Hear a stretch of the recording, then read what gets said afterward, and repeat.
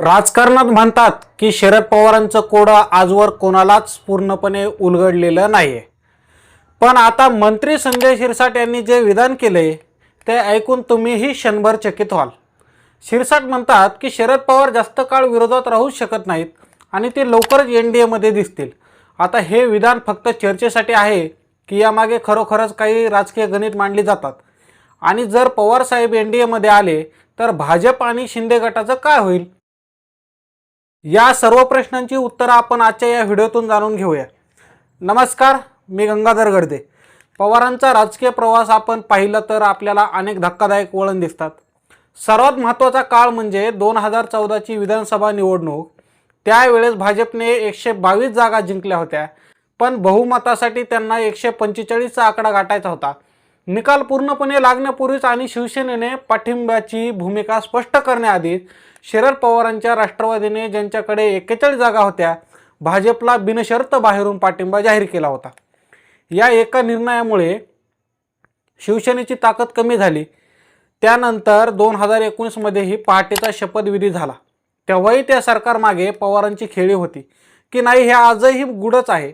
थोडक्यात सांगायचं तर साहेबांचा राजकीय प्रवास नेहमीच अनपेक्षित राहिलाय। आता हा इतिहास आजच्या परिस्थितीला कसा जोडला जातोय तर त्याचं मुख्य कारण आहे पुणे आणि पिंपरी चिंचवड महापालिकेच्या आगामी निवडणुका। सध्या अशी खलबतं सुरू आहेत की या दोन्ही शहरात सत्तेचं समीकरण बसण्यासाठी दोन्ही राष्ट्रवादी एकत्र येऊन भाजपसोबत जागा वाटपाची चर्चा करतात। याचं ताजं उदाहरण म्हणजे पिंपरी चिंचवडमधील वाघेरे फॅक्टर लोकसभेला संजोग वाघेरे पाटील यांनी 5,42,000हून अधिक मतं घेतली। भाजपला अक्षरशः घाम फोडला होता। विशेष म्हणजे पिंपरी विधानसभा मतदारसंघातून त्यांना 95,000हून अधिक मतांची आघाडी मिळाली।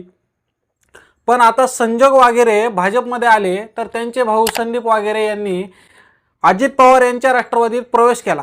जर एकाच भागातली आणि एवढ्या मोठ्या मतांचं पारडं फिरू शकणारी ही दोन मोठी माणसं सत्तेच्या एकाच बाजूला येणार असतील तर मग राज्यस्तरावर साहेबांनी एनडीए मध्ये जायला काय हरकत आहे, असा सवाल आता विचारला जातोय। शिवाय दिल्ली सुप्रिया सुळे यांच्यासाठी एखादं मोठं मंत्रिपद किंवा साहेबांसाठी एखादं सन्मानाचं पद ही एनडीए कडून ऑफर असू शकते, अशी ही चर्चा राजकीय वर्तुळात होते। पण यात एक मोठा पेच आहे जो शिरसाटांनी बोलून दाखवलाय। म्हणजे बघा, 2017च्या निवडणुकीत पिंपरी चिंचवडमध्ये भाजपच्या 77 जागा होत्या। शिरसाट म्हणतात आमच्याकडे आधीच इच्छुकांची गर्दी आहे आणि जागा कमी आहेत। आता विचार करा, जर पवार साहेब एनडीए मध्ये आले तर भाजप आणि शिंदे गटाच्या त्या कार्यकर्त्यांचं काय होईल जे वर्षानुवर्ष निवडणुकीची तयारी करतात। शिरसाटांनी तर थेट चेंडू भाजपच्या कोर्टातच टाकलाय। ते म्हणतात पवारांना घ्यायचं की नाही हे भाजपनं ठरवावं, कारण उद्या जर कार्यकर्त्यांनी बंड केलं तर त्याला आम्ही नाही भाजप जबाबदार असेल।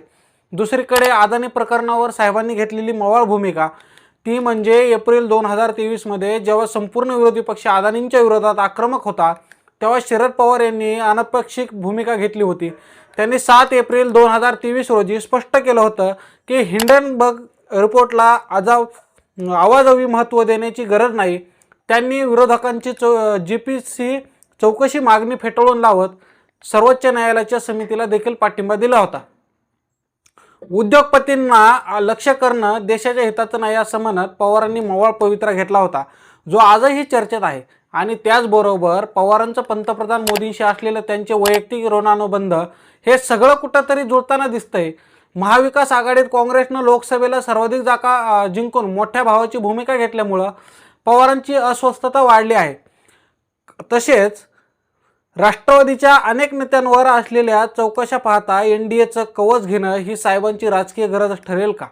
शिरसाट यांचं हे भाकीत खरं ठरणार की हा केवळ निवडणुकीपूर्वीचा एक माइंड गेम आहे? साहेब पुन्हा एकदा सगळ्यांना गुंगारा देणार की भाजपसोबत हात मिळवणी करणार हे येणाऱ्या काळच ठरवेल। तुम्हाला याबद्दल काय वाटतं? तुमचं मत आम्हाला कमेंट्समध्ये नक्की कळवा। अशाच राजकीय विश्लेषणासाठी तुम्ही आपल्या या चॅनलवरती नवीन असाल तर व्हिडिओला लाईक करा, शेअर करा आणि चॅनलला सबस्क्राईब करायला अजिबात विसरू नका।